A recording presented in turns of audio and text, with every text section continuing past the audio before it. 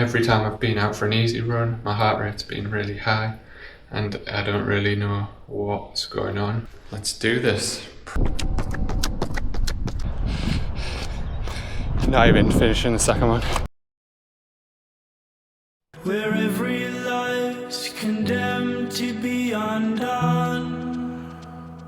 Good morning. 7 days out from London Marathon. I've just burnt the porridge here, so I'm going to set that aside. Hardly done any running this week because every time I've been out for an easy run, my heart rate's been really high and I don't really know what's going on or why, especially since I did the 10k race last Sunday. I think that was just a bad idea, pushed myself too much after having a week of easy running, so that set me back. And just because my heart rate's so high doing easy runs, I don't really see the point in trying to do something harder, because I mean, it's not going to go well, is it, if your heart rate's already high doing easy runs. And yeah, it's not great. I don't really know the answer other than I'm just waiting for some blood test results which are going to test my iron levels, stress levels, cortisol, and then they also test thyroid, and I think that'll tell you whether you're also maybe stressed or overtrained. So there isn't that much to tell. I'm going to go out and do 2x2k at marathon pace today in the race shoes, because I've also got the race shoes that I want to wear, but I've not worn them yet. And yeah, I also need to just figure out, with a week to go, what marathon pace feels like. HRV has been going up slightly. Last night it was down again, but I did go and watch my friend DJ on Friday night at a club. I got up at 2:30 in the morning and went to watch her till 7, which probably isn't a good idea nearly a week before a marathon, but I was just drinking water and then I came back. But I did kind of feel hungover because just getting up in the middle of the night.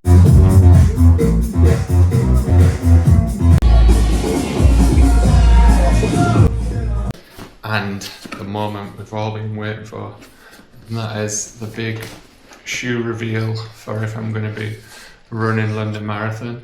And yeah, it's not that much of a reveal because it's wrapped in a Nike box, but let's take a look. And that is, yeah, you've seen it here first. I'm going to be wearing these clog slippers for the London Marathon. No, just kidding. I am definitely wearing some Nike shoes, and it is the Alpha Fly in a nice purple colourway. These are actually women's, but I can get them in my size. So I chose to wear the Alpha Fly because I've already worn them before for the marathon, so I know what I'm going to get. It's a really comfortable shoe. I think it's not as fast as the Puma R3, and that was going to be the other option. But I think with the fast R3, I'm a bit worried about whether it's going to affect my legs later in the race.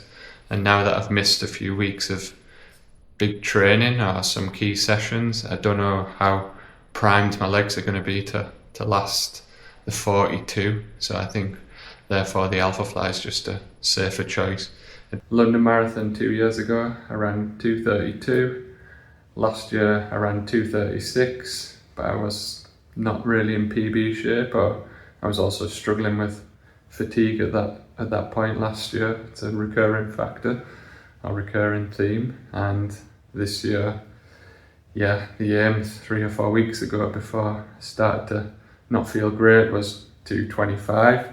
But because I've run 2:32, I mean, under 2:30 would also be good.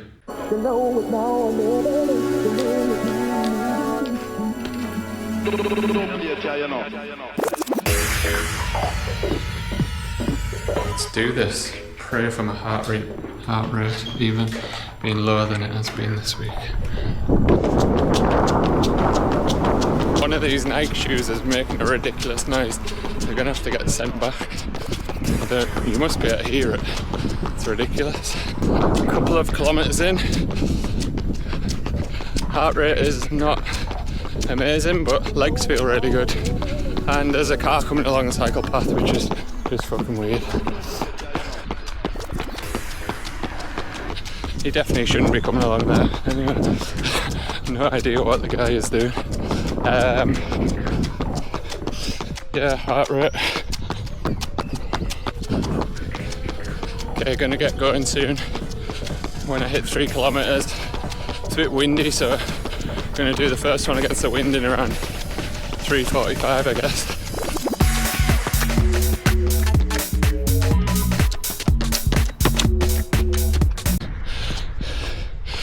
First rep done against the wind. Yeah, it's definitely better than the 10k last week when heart rate was at 171, but still I was running against the wind, 3:32 per kilometre, and heart rate got up to 161, which, yeah, it's just, that's too high, but it's definitely an improvement. I'm going to do the second one going back with the wind.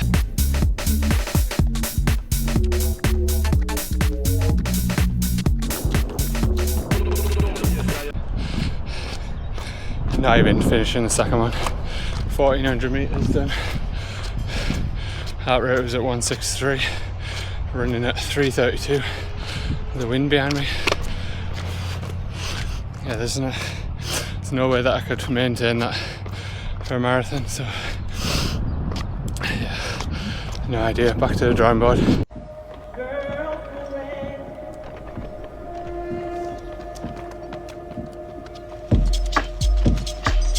And we are done.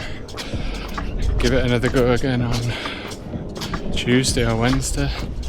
Probably do an easy run tomorrow, but yeah, I mean, at the moment it's not looking too promising, I must admit. But I should get blood test results tomorrow. Just about to start a video and to discuss the reasons why I thought that my training wasn't going very well, and then I got a phone call on a Sunday from the company that did the blood test to tell me that they got the results. So they sent me them, and the things that I thought that it isn't. So number one, I was thinking that it could be an iron deficiency because I don't eat meat, and after Kenya I'd stopped taking iron tablets because I'd run out, and then I just didn't get any more. And at the time I didn't think of it as an issue, but for me it seemed to be a coincidence that my performance was slowly getting worse after Kenya. But one thing is, it's actually good news because it would have been impossible to raise my ferritin levels before London. It takes too long to absorb iron. It's more of a longer term process. But cortisol is very high, so that is just a symptom or a sign that you've been overtraining. And because I've then been taking iron, which is I didn't need. In the rush of getting the blood results on the phone earlier, I didn't really explain very well what was going on with the results and why it was probably as good as I could hope for. The first thing was the cortisol, and that is like stress levels in your blood, and that was 450, and that was done at 10 in the morning, and I think it goes from like 100 up to 600. So apparently this is quite high, or it's definitely something that needs to be lower. So that's definitely an indication of doing too much training, or just generally the body being under stress, which could be because I self-diagnosed myself and decided that I was probably iron deficient and has been taking a lot of iron supplements or eating beef to try and do this, or to get my ferritin levels higher before London. So maybe that didn't help. Now if we get into ferritin, it's 115, and that apparently is pretty good. The values can be between 30 and 400, which to me sounds massive, but apparently anything below 70 would be an issue, and 115 is good. And ferritin's just showing how many stores you've got in your liver or tissues ready to produce more red blood cells. And then you get onto hemoglobin. The value was 10.2, and that can go up to 11.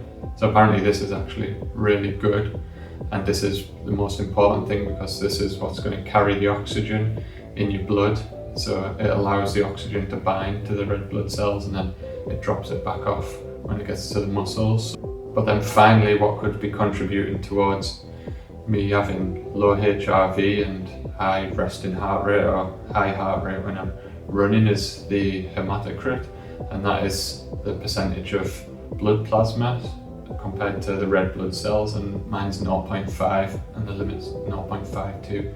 So apparently this is really thick, so it could be like pushing syrup around rather than something more liquid, which is causing stress. Well, not stress, but I mean it's just making it harder for the heart to pump that blood around. So apparently what I need to be doing this week is just resting a lot to get the cortisol level down, so then the hormones can get back to kind of normal level or homeostasis, and then as well as that, been drinking a lot of water, hydrating, so then that hematocrit number comes down. My initial guess for why that would be happening, and also could be a reason why eventually I overtrained, is because when I go back from Kenya, I was doing a lot of hot baths, kind of heat adaptation, but that I haven't been doing for the rest of the year. So that's definitely one thing where, yeah, it's something new that I introduced, and that coincided with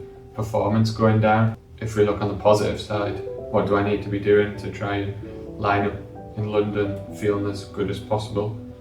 Drink a lot more, eat a lot more, and rest, sleep, bring the cortisol levels down. And those three things shouldn't be too difficult to do. So yeah, next week I'm going to London on Thursday. You'll see what I get up to the whole weekend, and yeah, the race. Now I think I can start to get excited. If I can just get the body to relax a bit and recover, then yeah, things could go well next weekend. So see you in London.